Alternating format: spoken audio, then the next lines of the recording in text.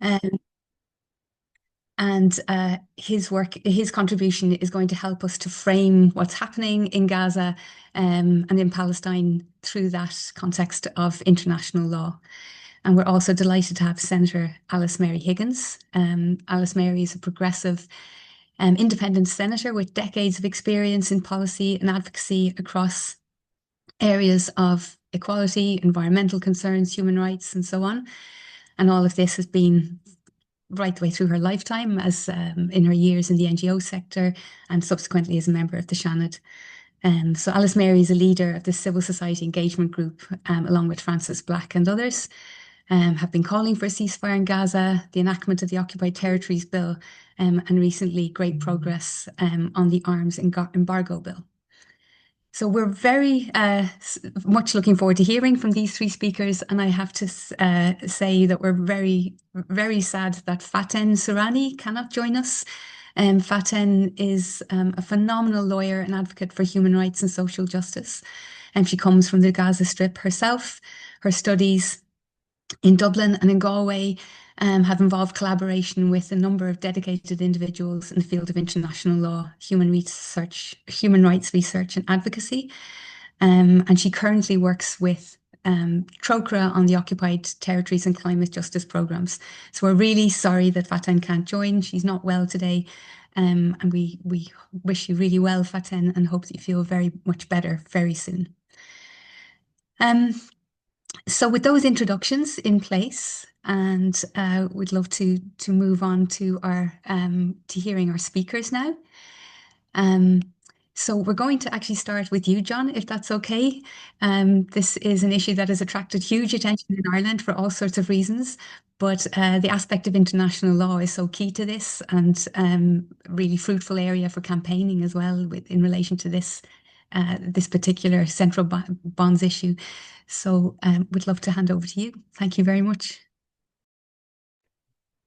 All right, thanks very much, Vicky, and thanks to Financial Justice Ireland and all the organisers and to IPSC and all the work that they've been doing on these campaigns as well. So I don't know if it's a good thing or a bad thing to like being kind of suddenly promoted from being third speaker to the first speaker. So I have some kind of notes and things I was going to say just about international law and where that comes in to the story here.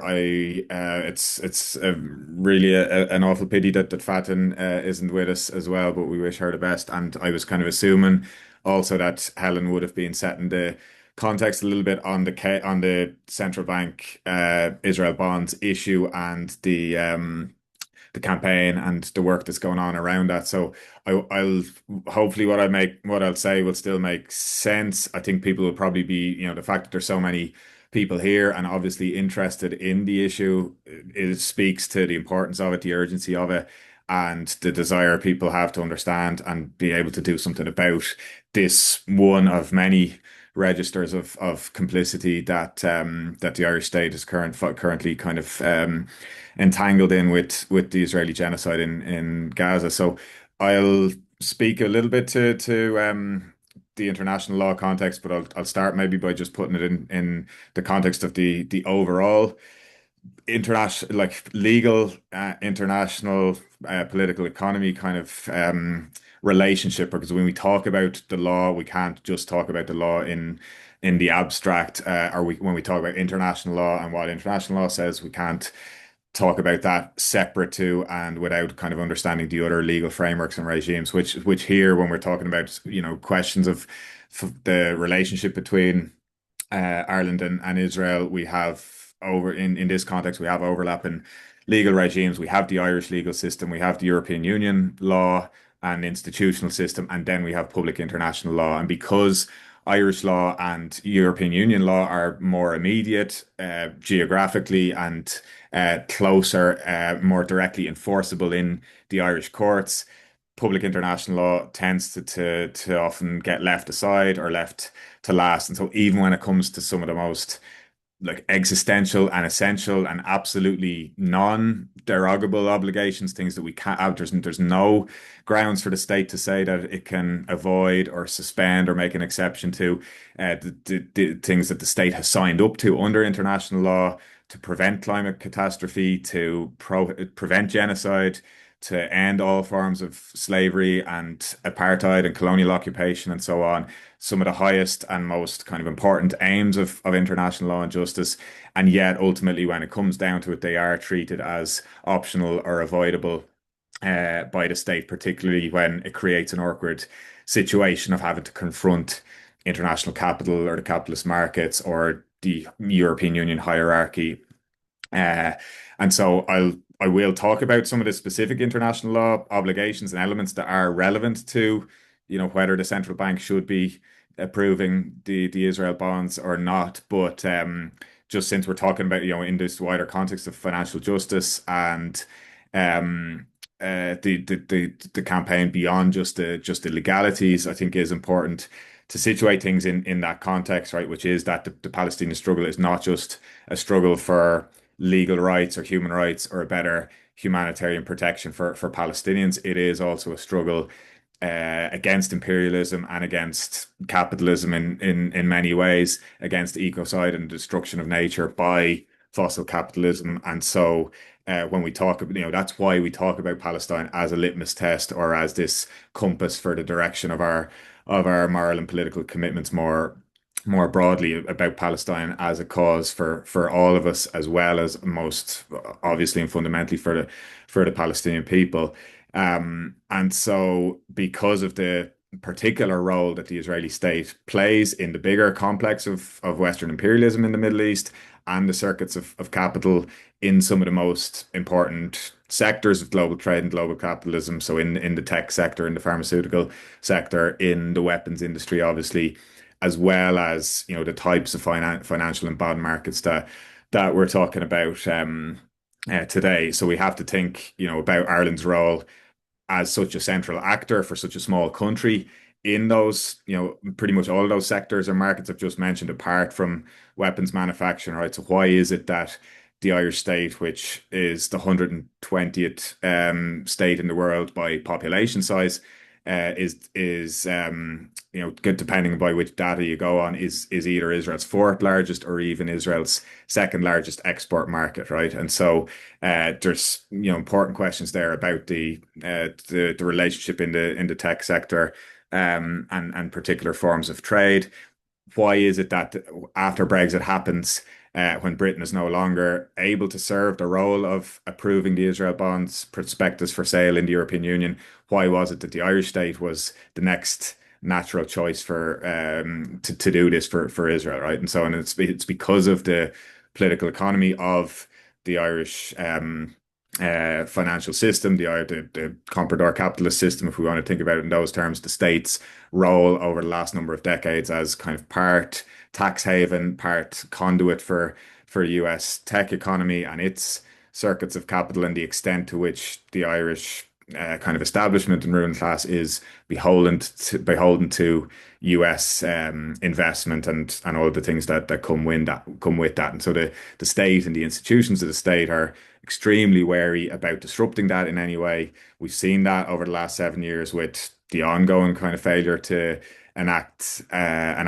occupied territories bill since that's been put forward. We've seen it in the levels of kind of scrambling and panic in many ways to be there since Trump got re-elected, and the absolute fear of being in any way in the crosshairs of the Trump administration, whether that's to do with the corporate tax rate or the trade surplus or pharmaceutical sector or Ireland's positions and interventions on Palestine. And so we have to kind of just, I suppose, be conscious that where we talk about our obligations under international law and where that comes in, that that doesn't exist in isolation from those those bigger economic relations that need to be and should be disrupted, right, to uphold some of the basic duties that the Irish state has to not to aid or assist an illegal situation, right? So that's one of the first and foremost and core element of third state responsibility in relation to in illegal situation elsewhere, whether that's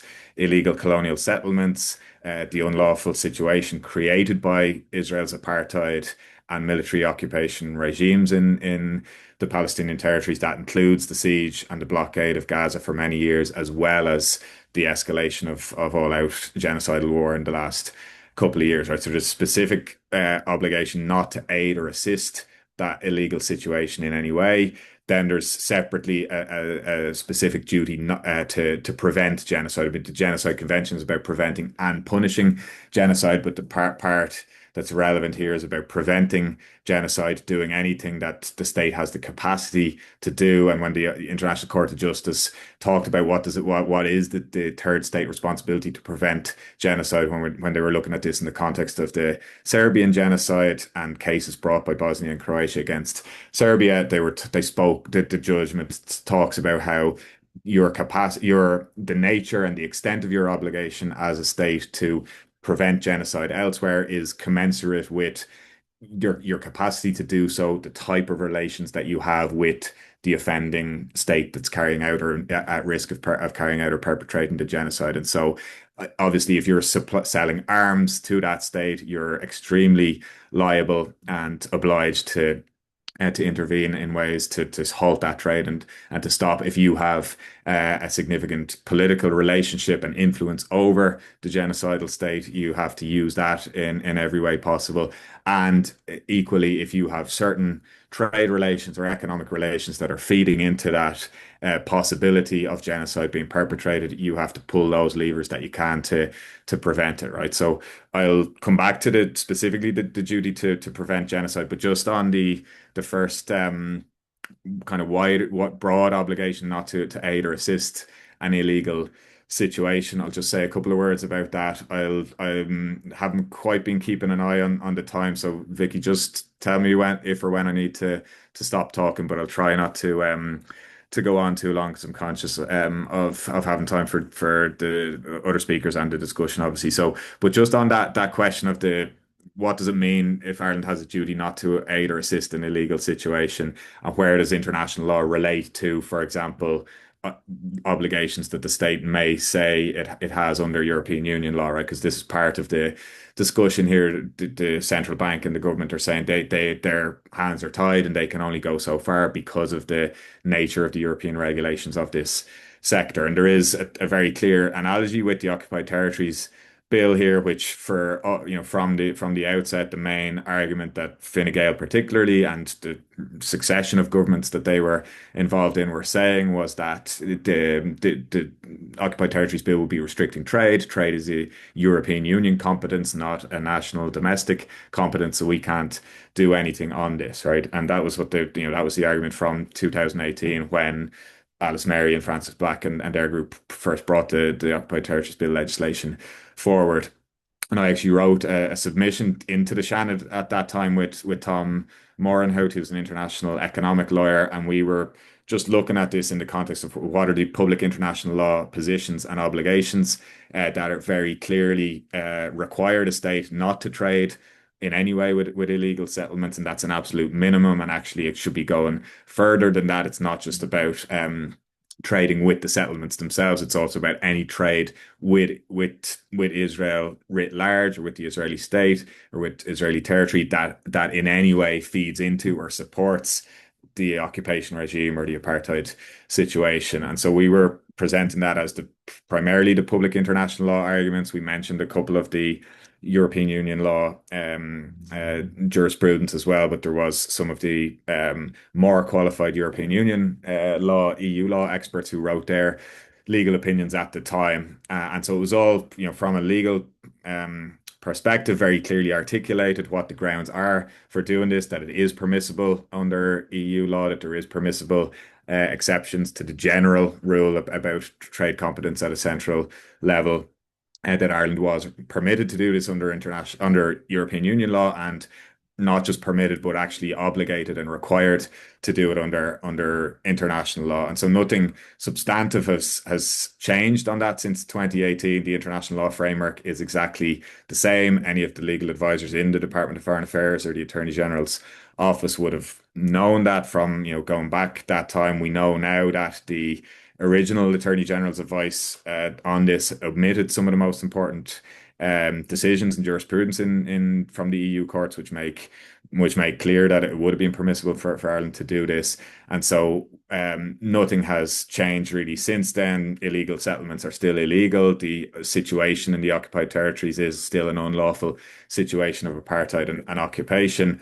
And so the government has now accepted that, it was wrong, or being disingenuous. It's obviously not going to admit that, but it's kind of presenting it in the context of, well, there was an International Court of Justice advisory opinion last year, which has changed everything significantly. And of course, that advisory opinion was significant and was important, but it was important more just as in giving kind of political impetus to states to be fully aware of and clear on their legal obligations, and not have any excuse or cover to hide behind some of the arguments that they had been hiding behind. But it doesn't it was simply the International Court of Justice confirming and restating the existing law that was already in place, that the occupation and its regime of settlements, colonization, segregation, etc., were wholly illegal, were systematically obstructing Palestinian self-determination, and so on. But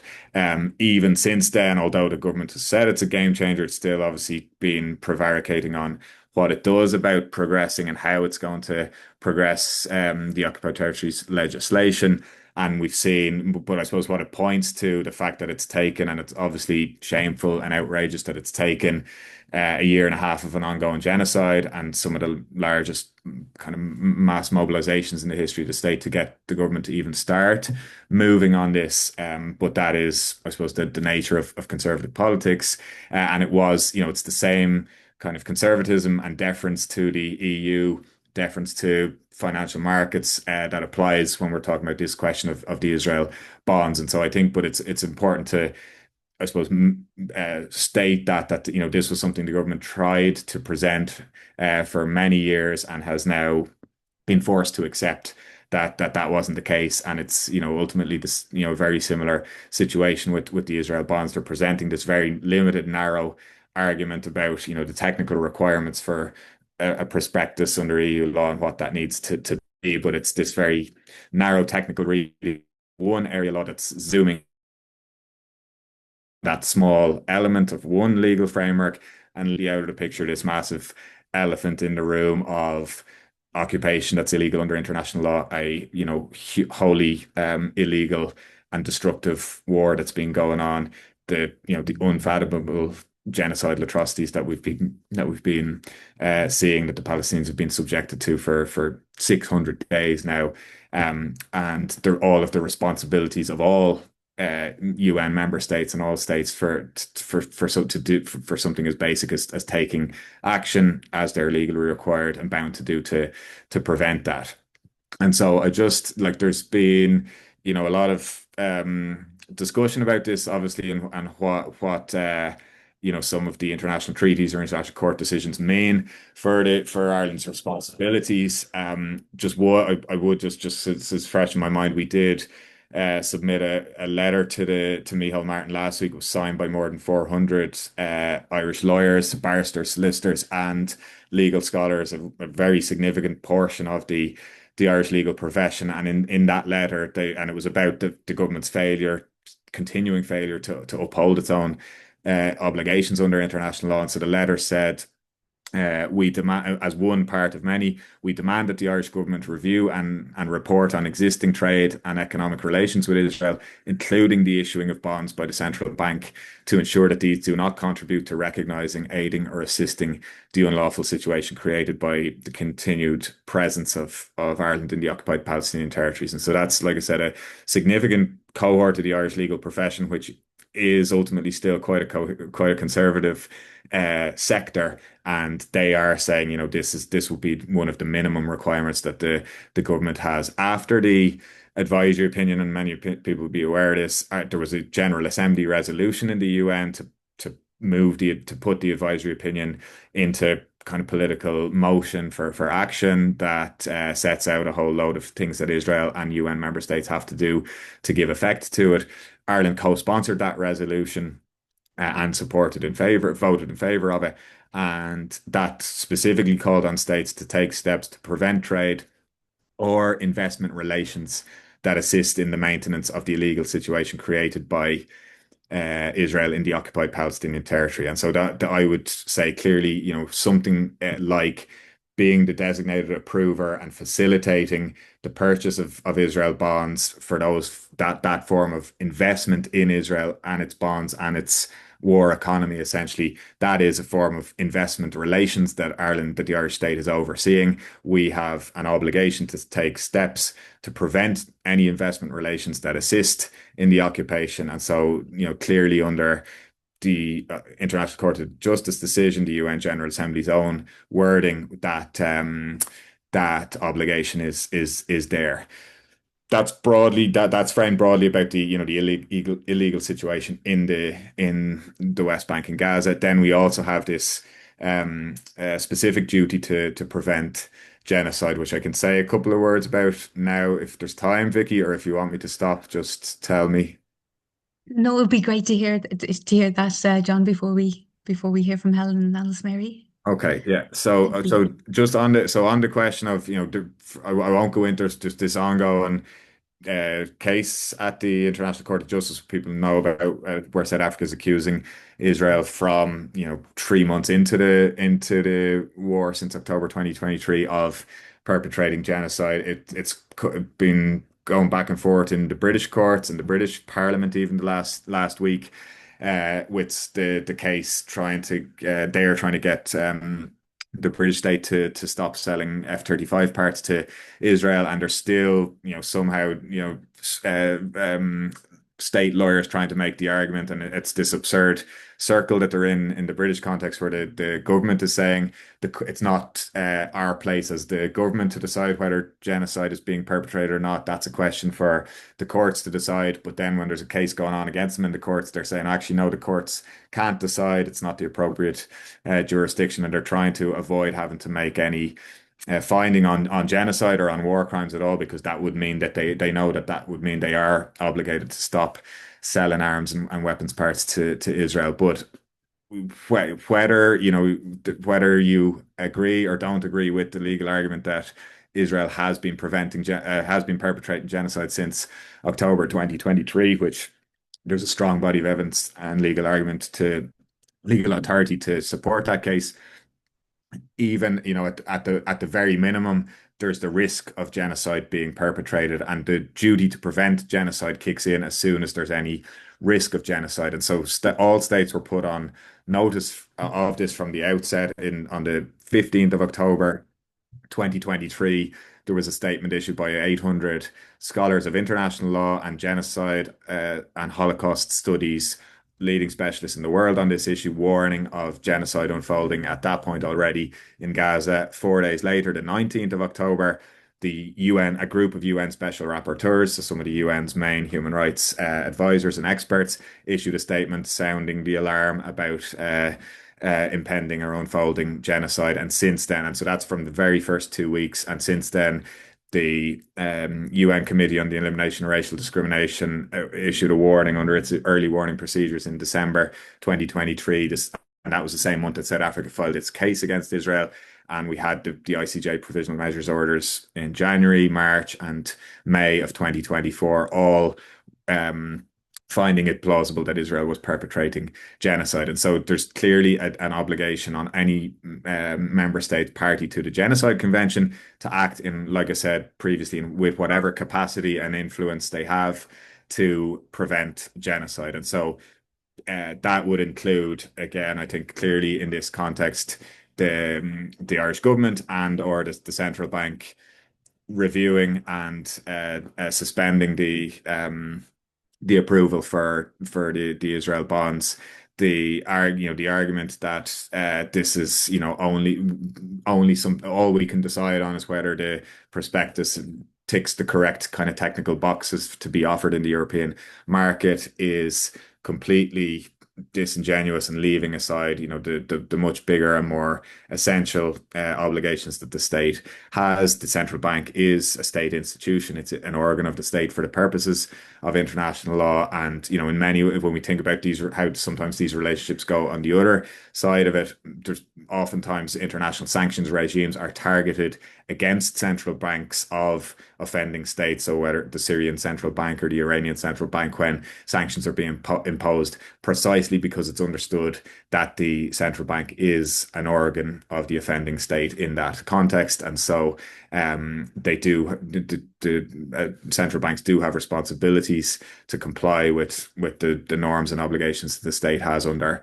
international law. And clearly in this situation, and if Helen is here with us, or going to give us more context, but I think, most of you will know the situation that, the Israel Bonds website and kind of advertising itself talks openly about, the support that the bonds are providing for the war effort in Gaza and so on. And we know that there's been a surge in sales of the Israel bonds since October 7th, precisely because of the decision that certain actors have taken to support Israel, to stand with Israel in this context. And so, there is ultimately a question of, a fundamental existential question about which side are we on, and where do we stand on this issue. So I'll stop there and look forward to hearing the other speakers. Thanks very much.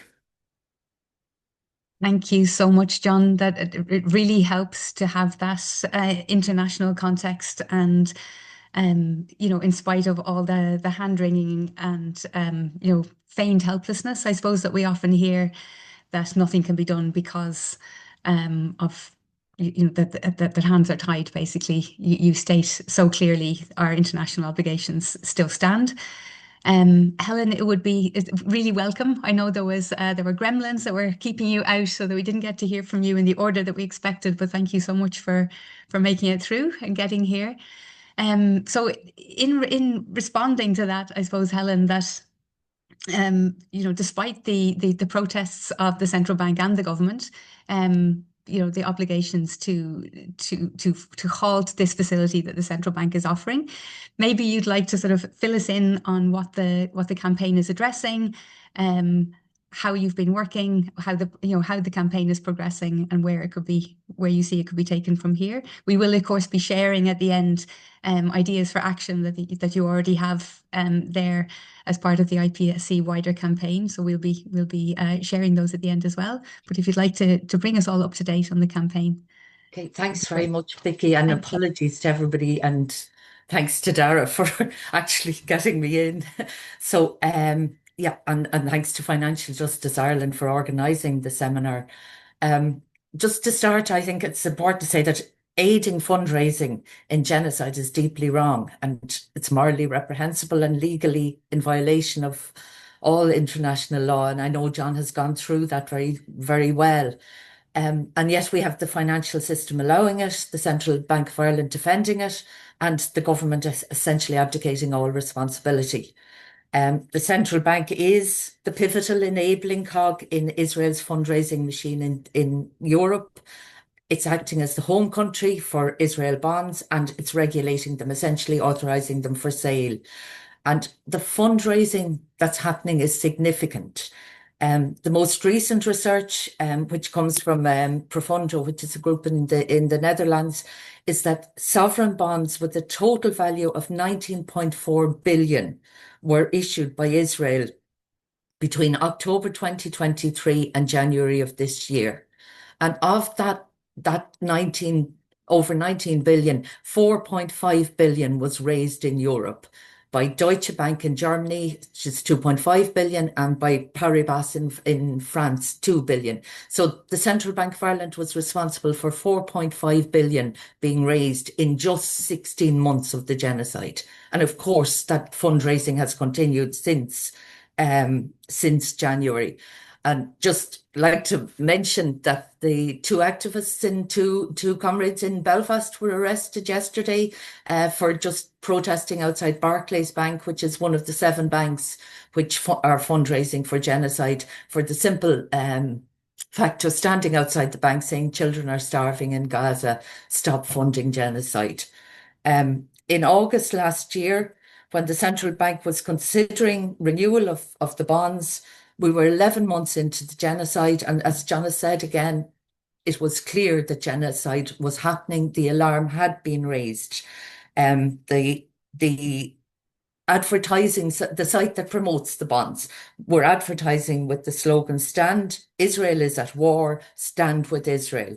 But significantly, the State of Israel bond issuance prospectus, which is this prospectus submitted to the Central Bank of Ireland, clearly states the genocidal assault on Gaza is part of the project. The prospectus states, and I quote from it exactly, "Israel's Ministerial Committee for National Security Affairs decided to undertake military action, which resulted in drafting more than 300,000 reservists, launching the war in Gaza with the aim of negating Hamas's political and military capability in Gaza." So it's clearly there in the prospectus. At the Oireachtas Committee last October, the 9th of October, the Central Bank governor adamantly claimed that these weren't war bonds. He said they weren't war bonds, absolutely. He declined to look at his phone to see the advertisement. But in the written reply on the 4th of December, the position had changed. And he said, and I quote again, "Clear and prominent discussion of the war in Gaza is in the prospectus and its impact on Israel's financial position." And in relation to that advertising slogan, he said, "In our assessment, these statements are not inconsistent with the disclosures in the Israeli prospectus, which sets out the information with regard to the war in Gaza and provides information on government spending." That's Israeli government spending. And it essentially is clear that the bonds are intended to fund genocide, and the central bank knows it. And the only position that Gabriel Makhlouf has changed is from the October the 9th denial that they were war bonds to the December absolute, doubling down and defense of them as war bonds. So as well as the overwhelming moral and ethical reasons for opposing the funding of genocide, there are, of course, compelling legal reasons. And I just want to mention two of them, although I know now that John has mentioned them in great detail, but I just want to talk about them in terms of the central bank response to them and the government response to them. So the first one, of course, is the ICJ ruling of 2024, which basically found that the people in Gaza had plausible rights to be protected from imminent risk of genocide.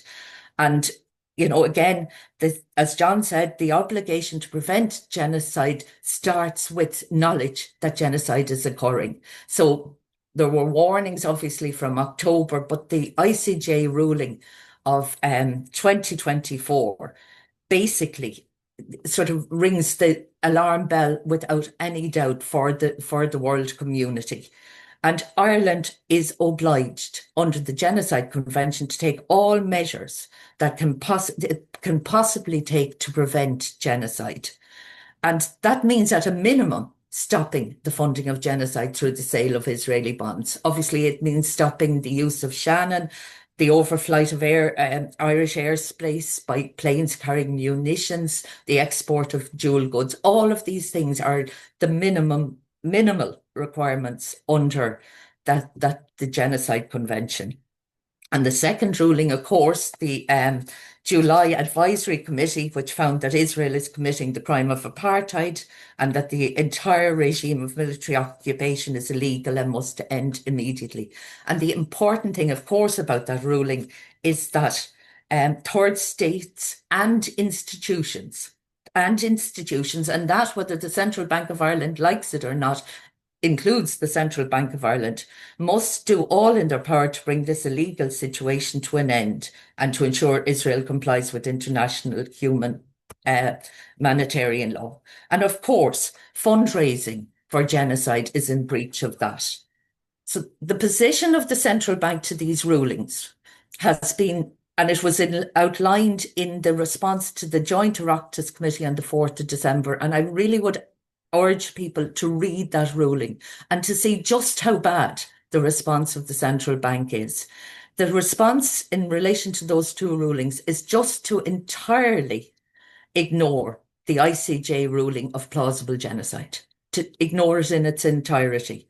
And in terms of the July Advisory Committee, it says that this is not grounds on which the Central Bank of Ireland could refuse to approve the Israeli bonds programme. It actually says that, and that's a view that's obviously at odds with the opinion itself, but also with the Office of Parliamentary Legal Affairs, which said that that opinion was a basis for a private member's bill. And I mean, tomorrow evening, Sinn Féin are bringing to the Dáil a private member's bill to give the Minister for Finance the ability to bring in restrictive measures based entirely on that, or based solidly on that ruling. And that bill that's coming before the Dáil tomorrow night from Sinn Féin will really put it up to all the TDs in the Dáil. Which side are they on? Are they on the side of international law? Are they on the side of the people in Gaza? Or are they hiding behind the kind of spurious obfuscation of the central bank? The argument in that 4th of December ruling that the hands are tied, and it's the mantra of the central bank now repeated time and time again, that they can do nothing because of these standards of completeness, comprehensibility and consistency, is really an absolutely absurd ruling. And again, I know John said this in his contribution earlier. The idea that one single regulation can set aside all obligations under international law it's ridiculous. It's absolutely absurd. It makes no sense at all that only one regulation would apply to the central bank. And I just would like to mention that, there's some idea that a financial institution has been pushed by the central bank that they only have to deal with financial law. That McLuhan has said that if there was financial restrictions, they would adhere to those. But the simple fact of the matter is the Central Bank of Ireland should be adhering to all its obligations under international law as they stand now. And that's been explained very well in a paper by Dr. Irene Pietro-Paoli. And we've given that document to the Central Bank Commission members in an attempt to persuade them to take action. But in that paper, and it's on obligations of third states and corporations to prevent and punish genocide in Gaza, she clearly outlines that the Genocide Convention, international human rights and criminal law apply to all institutions, including banks, businesses, state and non-state institutions. The UN Guiding Principles on Business and Human Rights and the OECD Guidelines on Responsible Business Conduct state that financial institutions, like all companies, like all institutions, have the responsibility to avoid contributing to adverse human rights impact. And there's an OECD guidance on due diligence for responsible corporate lending and securities underwriting. And it clarifies specifically that financial institutions may contribute to adverse human rights impact if, by underwriting bonds, they enable the issuer to conduct human rights abuses. And clearly, that's what's happening in Israel, in Gaza, by Israel in terms of the genocide that's being carried out. In terms of the EU prospectus itself, of course, it's not complete. The ICJ ruling of January is omitted from the prospectus, and that essentially amounts to the clear withholding of significant risk-related information from investors. There's no question about that. So in terms of the EU prospectus regulation itself, there is a reason to end the funding of genocide. That whole document of December the 4th is basically a shameful defence of continued regulation and a dismissal of all obligations under every possible law, and there are many. It's not just the two rulings of the ICJ, it's the EU Treaty, Article 3 of the EU Treaty, it's the Irish Human Rights and Equality Act. There are obligations under the public sector duty there. There are obligations under financial laws, including financing of terrorism. So there are very many reasons for opposing and ending the sale of Israel bonds. And those reasons in many ways are complementary, but any one of them would be compelling.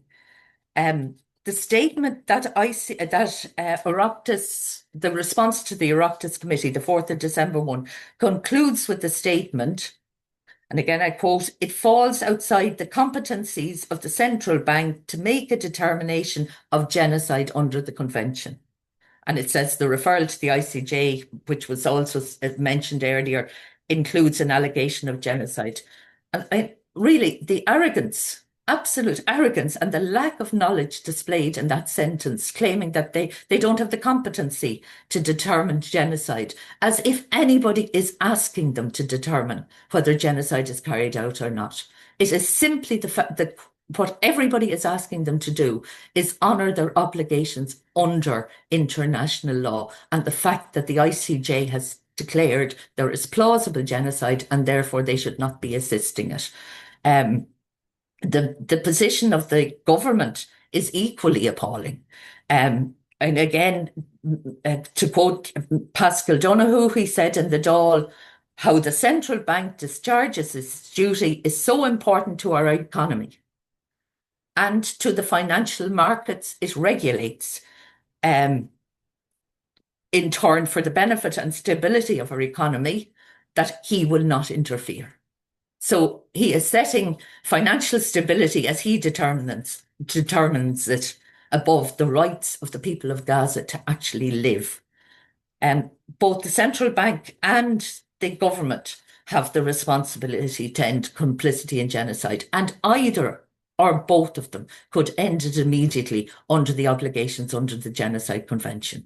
And I mean, there are obviously avenues under the other rulings as well, but the immediate one, and it could happen tomorrow when the Central Bank Commission meets, is to take action under the Genocide Convention. And I think that's what it's important to say, that every day that regulation continues, more people in Gaza are suffering and dying because of it. So am I okay to say a few words on the campaign, Vicky, time-wise?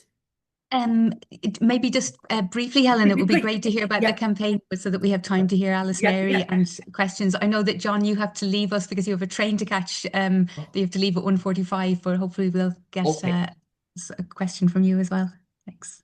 Okay, well, just really briefly, I mean, the campaign is many-faceted. It's about campaigning on the streets, making people aware of the issue, and everywhere where people become aware of the issue, they get involved because it is so horrendous. We campaigned at the central bank, and obviously, I know that, so many people who are at this meeting have been involved and have spoken at it as well. Local vigils, an important letter to the paper back in December setting out the case, which really hasn't changed that much.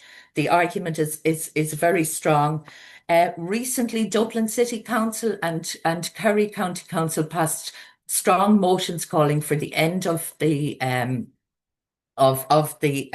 central bank funding genocide. And obviously tomorrow evening in the Dáil, the Sinn Féin motion is coming to the Dáil, and we'd strongly urge people to support that.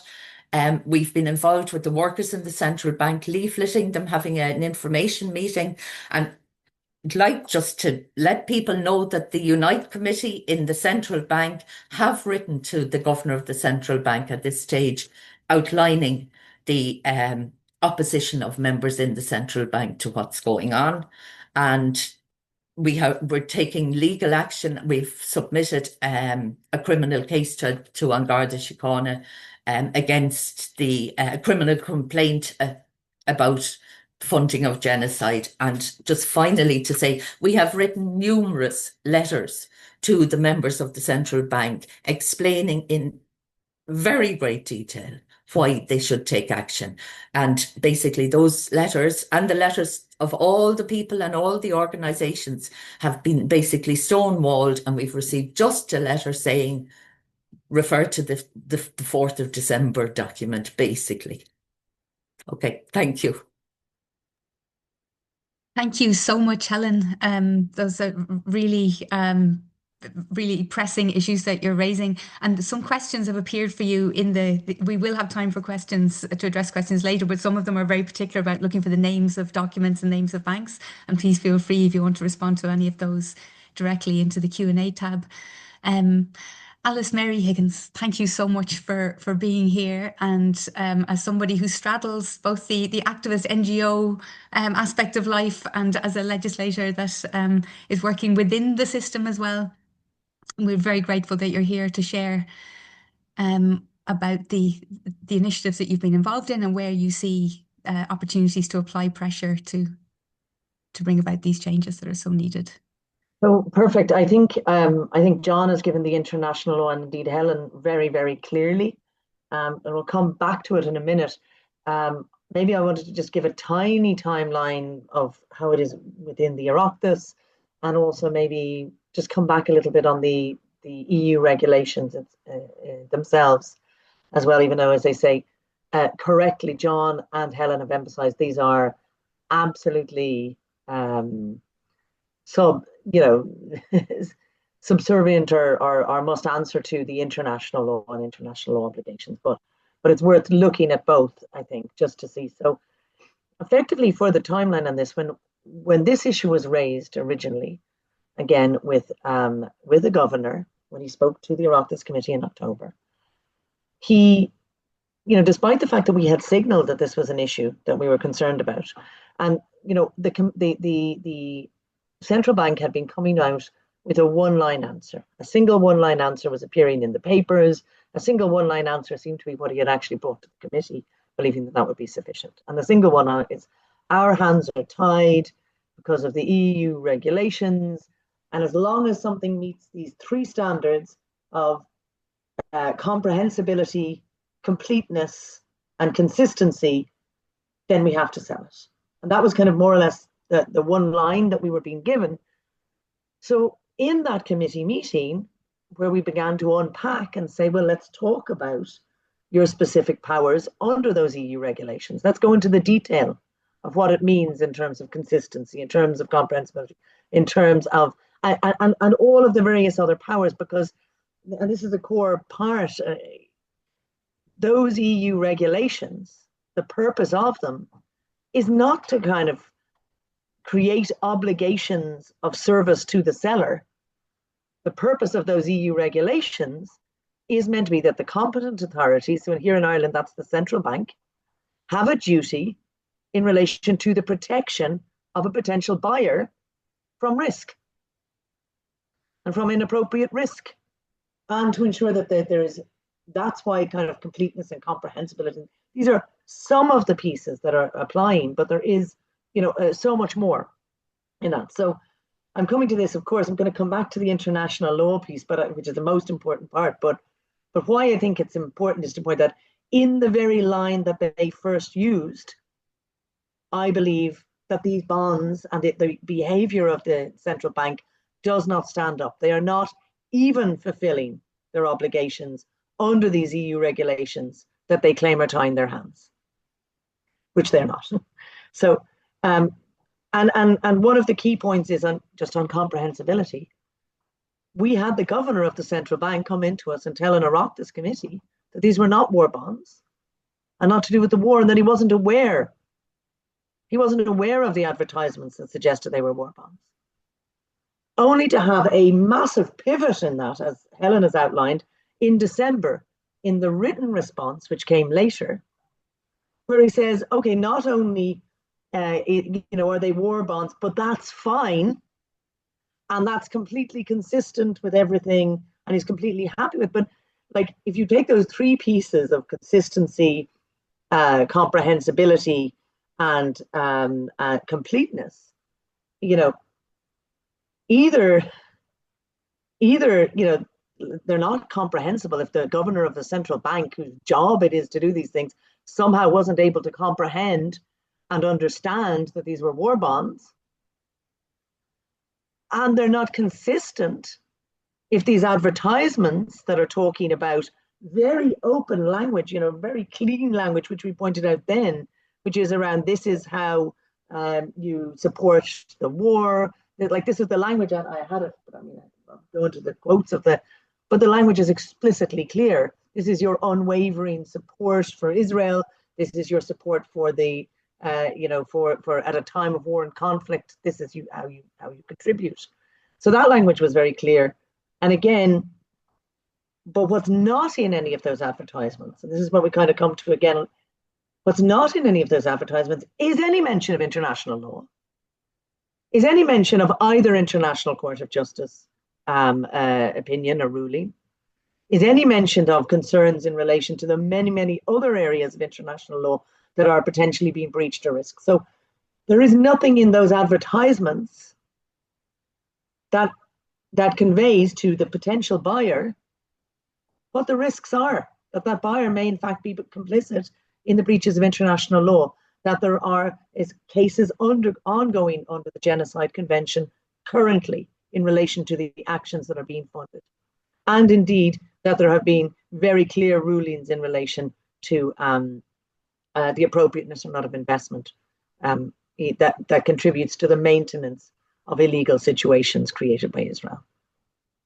So, none of that information is in the advertisements and in the prospectus, but with the language we were told is prospectus. The prospectus also, and the language, and I think Helen had the quotes from the prospectus. I won't go back over them, but the language in the prospectus is very clear. It's about the military objectives of Israel. Again, the prospectus doesn't talk about these issues. You know what I mean? So there is an incompleteness. I mean, it seems like very bland language to be using for what is something much more appalling and horrendous, which is a very intentional disregarding of international law and disregarding of the basics of how we have agreed to treat each other as humanity. But if you want to put it back in the language of the EU regulations, there's an incompleteness there. But in his response, again and again and again, the governor completely suggests that because war was mentioned in the advertisement, because war or conflict is mentioned in the prospectus, that satisfies them being consistent with each other. He's completely happy that enough has been done. And he goes on to say why he doesn't think these various aspects of international law are relevant. And the reason it's really important is under those EU regulations, the competent authority has lots of powers. So the main power we want to get to is, of course, a fundamental refusal to engage in and facilitate the sale, to approve the prospectus and thereby facilitate the sale of these bonds.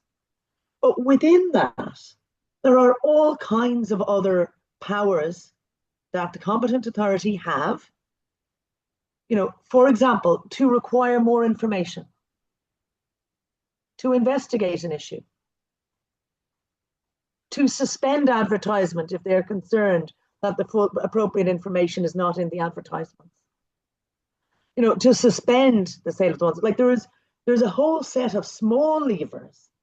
And why we know that the central bank is really not approaching this in good faith is they haven't even exercised any of those small levers, such as a suspension until further information is made available, such as the suspension of advertisement, such as investigation into an issue where there may be a risk. Like all of those small levers that they could be pressing, they haven't exercised any of them. And what we have is this kind of post rationale in December to say why that was fine, and especially the idea of the non-inclusion and non-reference in either the advertisements or in the prospectuses to international law is completely indefensible from any frame of completeness or complete information that is needed in terms of ensuring that a buyer is aware of the risks. And like on that, it's notable. Three quick things. Tries to move that the ICC is out of their remit. Again, this obnoxious thing to say, we don't determine genocide. The clear language is, it is the risk of genocide. And that's already there in the interim judgment. And the word risk is writ large right across the obligations and duties of that central bank in their own regulation. Risk, risk, risk. So the risk is the issue. We're not looking for the final determination from the central bank, thank goodness, in relation to genocide, because they're clearly not capable to identify it. But the risk has already been identified by the international courts. So that is sufficient. And their obligation is to ensure that that risk is being conveyed and being addressed at a minimum. But also they have an obligation to ensure they're not contributing to that risk by facilitating the same.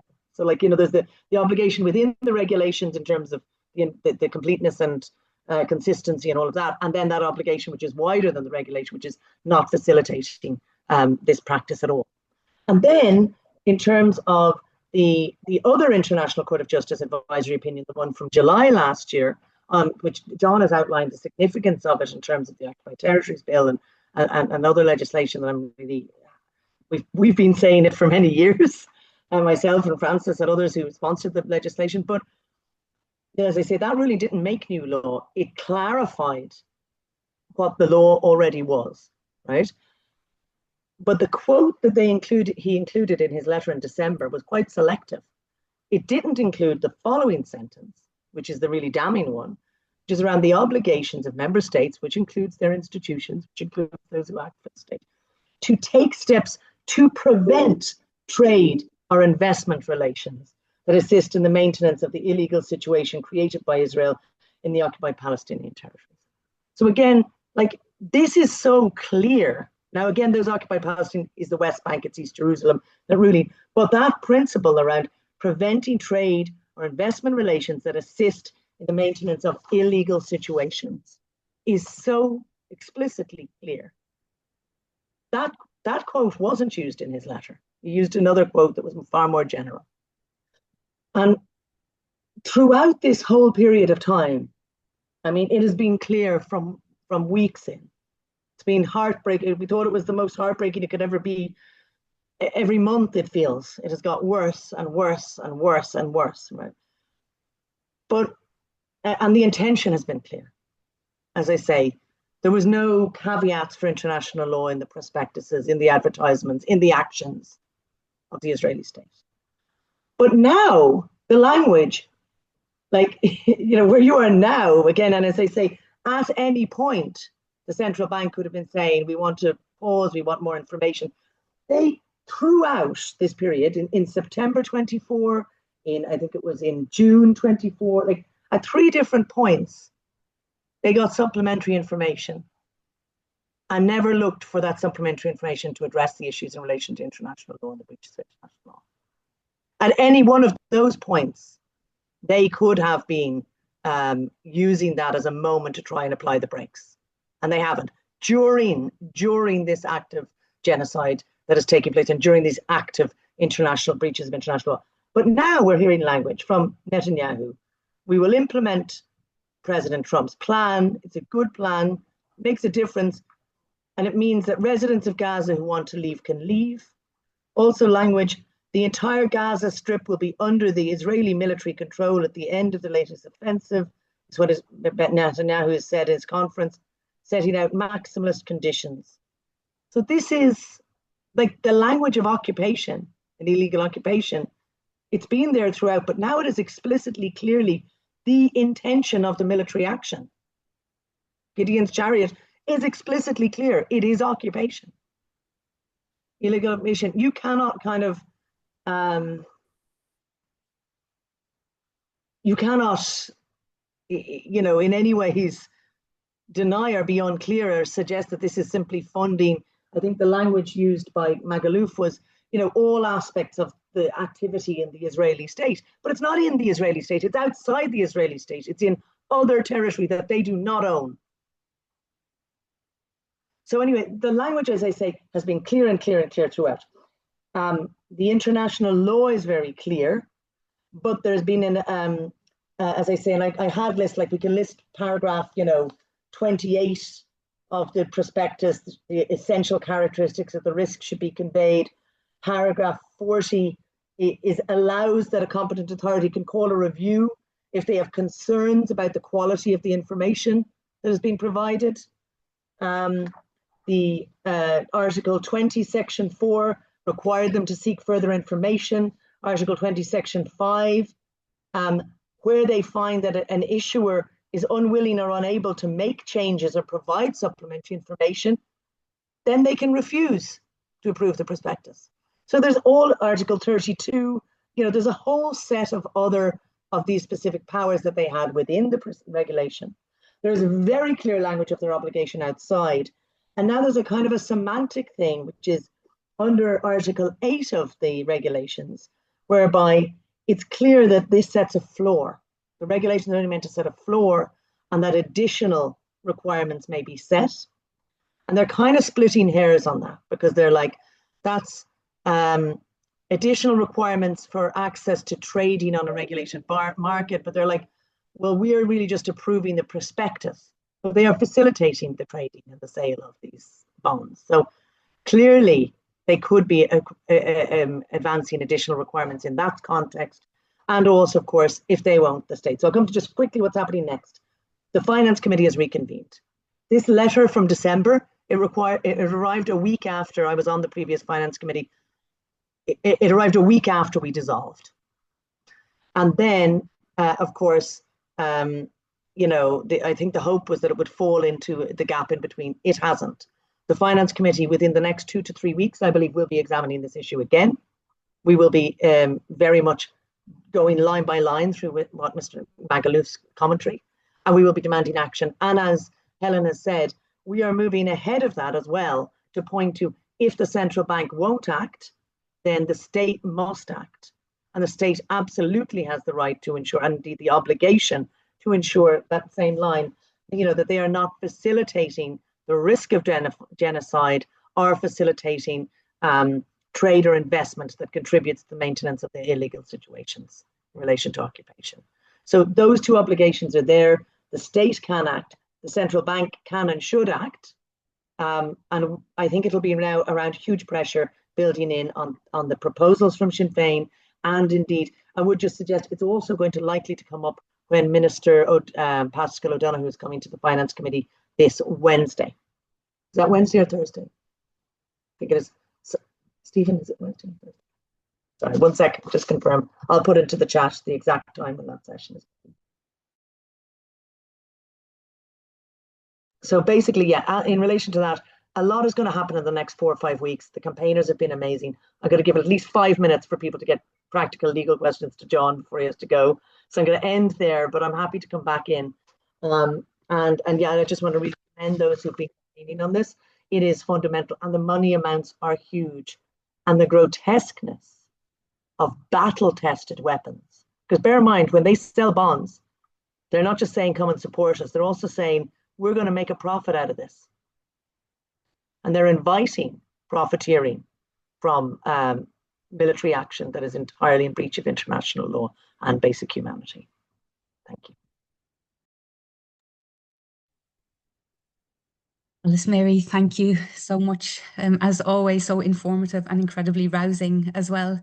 And if there are any questions that you see in the chat there, or the Q&A box, Alice Mary, that you particularly want to speak back to before we all leave at 2, please highlight any that you'd like to come back to. Helen, I'm going to ask you to come back to a couple of questions about protection of workers' rights, because the protection of buyers, as Alice Mary was picking up on there, even if you didn't care about international law, there's even a failure to protect buyers if the economy was all you cared about. But we know that you have to go quite soon, John. So you've been having a look at some of the questions. And is there anything that you'd like to share or could share with us before we have to say goodbye to you? Yeah, so just very briefly, thanks, Vicky, yeah, and thanks to Helen and Alice Mary. That was hugely helpful. I think I was just trying to go through the questions. I tried to respond in the chat to a few of them that I could, just where people were asking for links or quotes and reference numbers and stuff. But I suppose one of the core recurring themes was about where does the responsibility actually lie here, and what can the central bank do itself? What can the government do, etc.? And there seemed to be some people talking about responses that they had got from TDs saying that the government can't do anything about this. And I think Alice Mary's very clearly responded to that and made clear, in the first instance, the central bank can and should act autonomously itself, and it does have its own obligations to do so. But in the event that it's not doing so, then it is the government's obligation ultimately. And so that can be in the form of legislation that is now being presented and should be enacted with an urgency. It can be also, be outside of that, like the technicalities that Alice Mary talks about. There is still scope for the central bank to refuse to approve bonds where national restrictive measures are require it to do so, and so that gives the wiggle room, as it's been called, for them to do so. So ultimately, we can talk all we want about, what do the international treaties and the International Court of Justice say and all of that, because there was also some questions about, well, if Ireland's not in compliance, how can it be enforced? The problem with international law is that the wheels of the system turn so slowly. Like South Africa submitted its case against Israel about an urgent unfolding genocide a year and a half ago, and it's, Israel was given until July of this year to respond to South Africa's full submission, which they made at the late last year. After the provisional stage, it goes to the full merit stage. South Africa submitted its memorial on time last year. Israel had, from that point, 9 months to respond. It's now asked for an extension and been given an extension by the court for another 6 or 9 months. And so, the expectation that we can rely on the international courts to intervene with the urgency required, unfortunately, just is not the reality. And so, yes, the international law arguments are important, but I think they're most important in supporting the push from the civil society and social movement activists.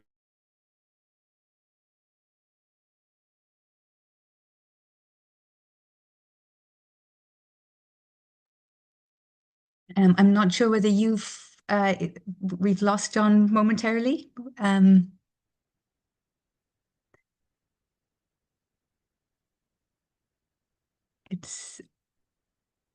Or maybe it's my camera that has frozen, or my internet.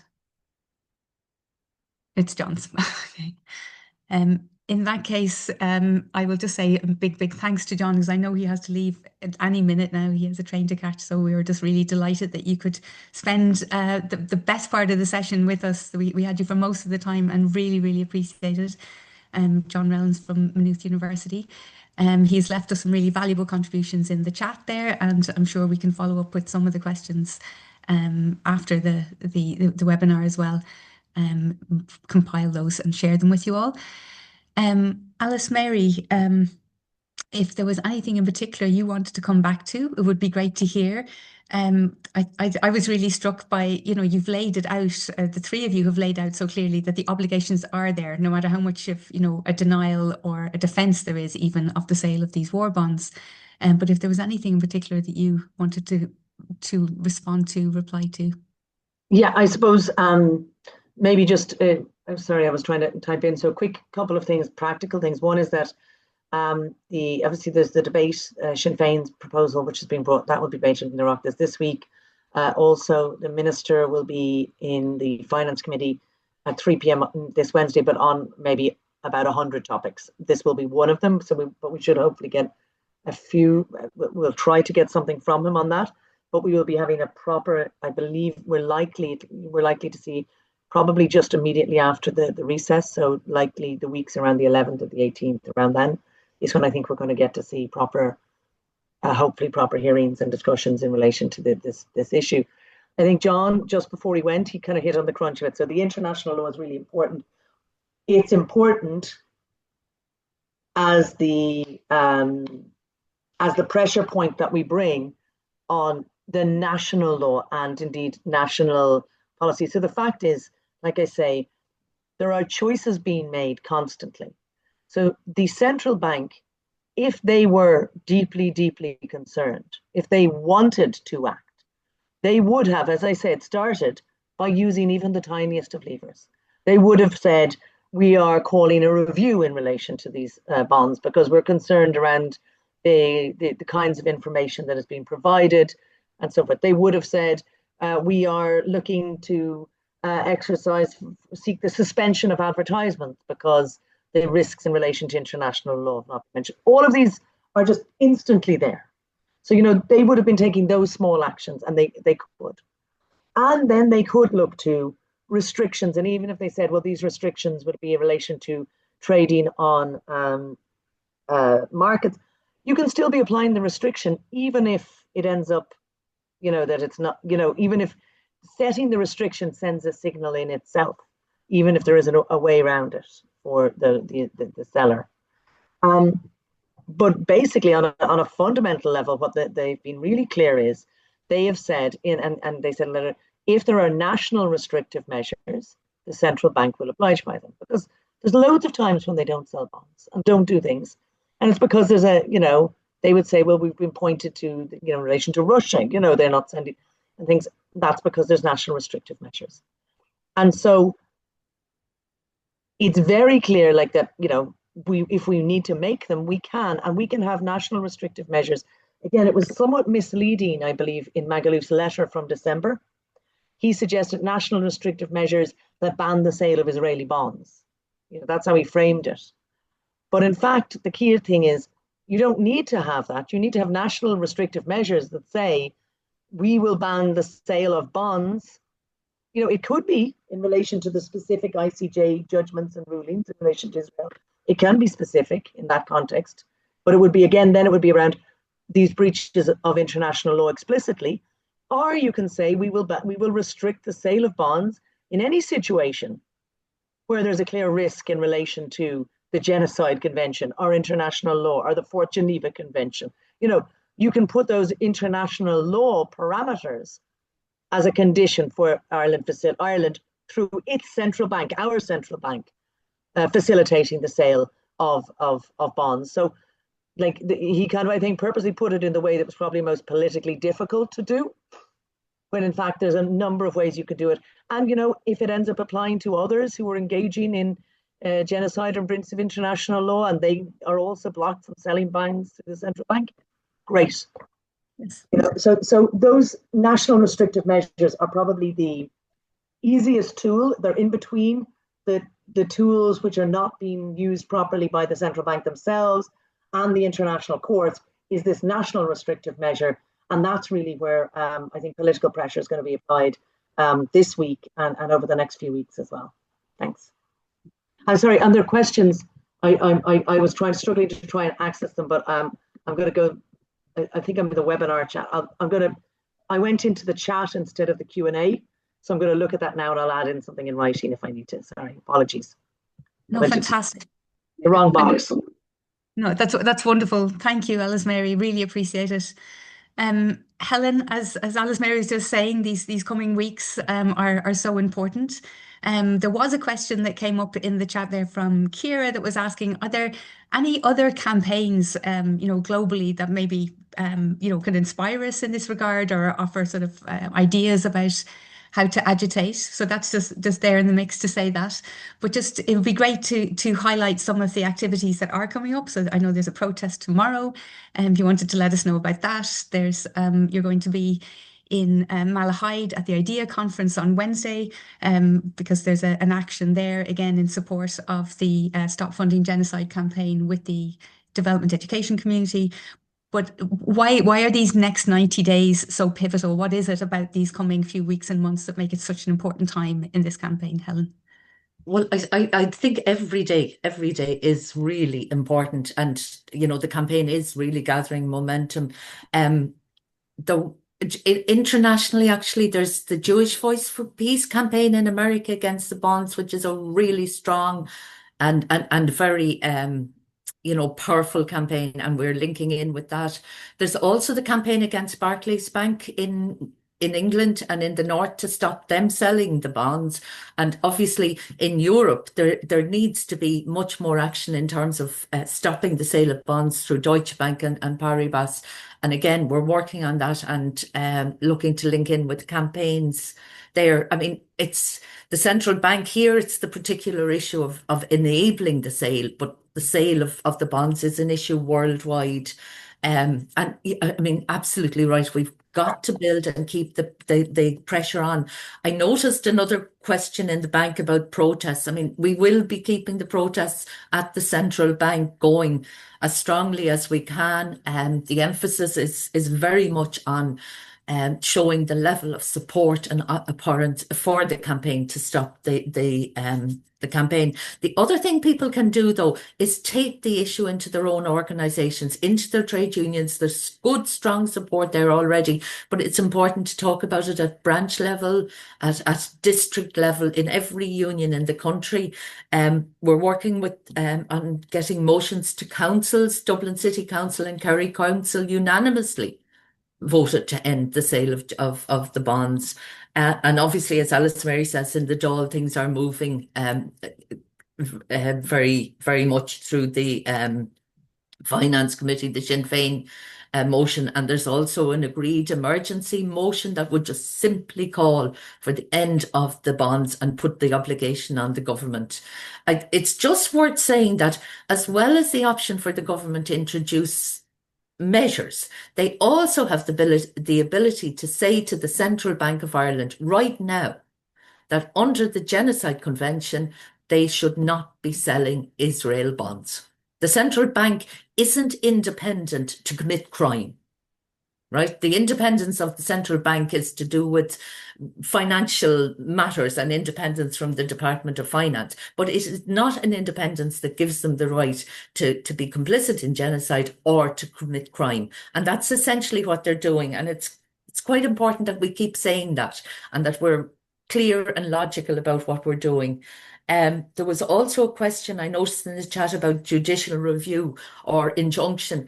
I mean, we are committed in the IPSC to taking legal action as well as the sort of on the streets, the political action and everything else. So certainly, if we haven't stopped the sale of Israel bonds by August, we will definitely be looking at an injunction to stop them renewing it. But like the hope is, and I think the intention of us all is to try to see the ends of these bonds as soon as possible.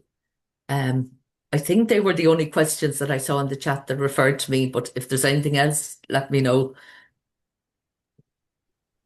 That's just incredibly helpful, Helen, to sort of bring us towards the end of the webinar with this sense of what we can do, and not just working alone as individuals, but how can we bring it into our organisations? How can we expand the reach of the campaign, amplify our voices? It's clear that the level of agitation that is being exhibited through the IPSC campaign and through others who are working on this is having an effect. That it is, being heard, even if it's not being acted on yet as we would like. Alice Mary, you're going. Sorry, I'm not restricted. Am I? Okay, yes. So just in relation to one of the questions, I was just struck by there. I saw the whole that the Ireland can't pass legislation to prevent the statutory functions of the. I feel like there's a kind of a buck passing exercise that's taking place with the central banker saying if there were national restrictive measures, then we would oblige by them, and then they're saying we couldn't restrict the central bank from fulfilling. There's a kind of we would do it if you made us do it. We couldn't make them do it because they have to act independently, and there's kind of a piece there. And I think that's one that needs to kind of get really teased out, because there are European regulations, but it's really clear, and this is a point that was made very clear again around the Occupied Territories Bill and others, is and the precedent is there, that the European law, not just Ireland and everyone has an obligation, EU law and the case law has shown this in determinations, right up to the European Court of Justice level, is that where there is a tension between an EU provision, legal provision, and the international Court of Justice law, the International Court of Justice takes precedence. So, those EU regulations, if they were stopping, and I believe the level of prevention within them is being exaggerated significantly. But if they were seen as an obstacle, that in itself obstacle would be overruled by the International Court of Justice.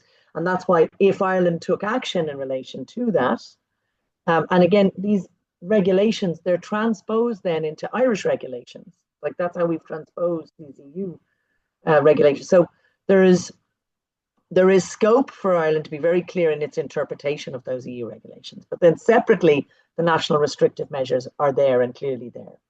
And there's kind of a technicality that they're focusing on, which is we're approving the prospectus for sale, and then the restrictive measures would apply to their sale on a market, not to our approval. But I think if Ireland was to pass legislation that clearly said we are putting restrictive measures in relation to the sale on a market, that would create a context of an appropriate risk, which would have to be reflected in the central bank's work in relation to the approval of prospectus. So there's a kind of a splitting hairs piece that they're trying to do there. So I would just say in terms of that, we're going to hear a lot of we can't do it because it's their job and they can't do it because they're waiting for us. So there's everybody can act in this space, and that's the key thing. And in fact, everybody must act under the international law. And anybody who does act, be it the central bank or the state, will have solid legal ground under them in terms of their obligations under international law. And so, sorry, just because I saw somebody giving the thing, they were told they couldn't interfere with it. You're not interfering with your function. You're setting the appropriate parameters in relation to their functioning, into the performance of their duties. So it's not that you're stopping them doing their job. You are setting the appropriate parameters in relation to the conduct of their job. I would just say to people who get that from government TDs. Anyway, thanks. Sorry, it was one question because I could see people were getting that as a response from government. Thank you, and that's really helpful. Is I thought that was one of the questions that stood out for me. That we, when we make these demands, the response we get back is, "Well, our hands are tied and we can't." And you describe that sort of snake eating its own tail so well there, and so that we are very clear that those are simply excuses, and make our demands for our elected politicians and our institutions to live up to their human rights obligations. And thank you, Helen, for outlining so many of the ways that the IPSC has been leading this campaign, and the various ways that that individuals, but more importantly, how organisations and collectives can get involved. I think we have it in the chat, or we can share a link back to the IPSC page for this campaign, which gives a whole list of really useful, practical things that individuals and groups can do straight away. If you're in Dublin or travelling to Dublin tomorrow at 12:30 till 2 o'clock at the central bank itself, there will be a protest there, a demonstration of our demand that the central bank must halt this facilitation of Israel bonds immediately, for all of the reasons that our three speakers outlined so eloquently. And we look forward to seeing you all throughout this campaign going forward. It is just in the world of the work that Financial Justice Ireland's involved in, which is variously known as development education or global citizenship education or global justice education.